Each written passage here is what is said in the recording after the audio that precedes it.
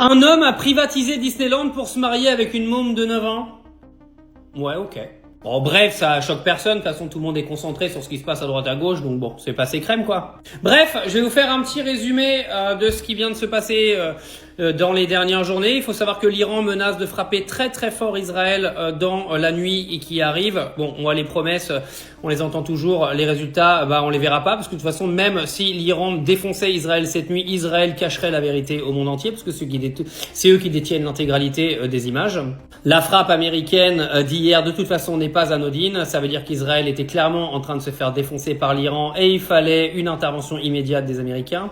L'Iran menace de fermer le détroit d'Ormuz, ce qui va ramener vos prix du litre de vos bagnoles bientôt entre 2 € et 3 € d'ici quelques semaines, voire quelques mois. Sans parler de l'inflation, du prix de la bouffe, du prix du gaz, de vos factures d'électricité.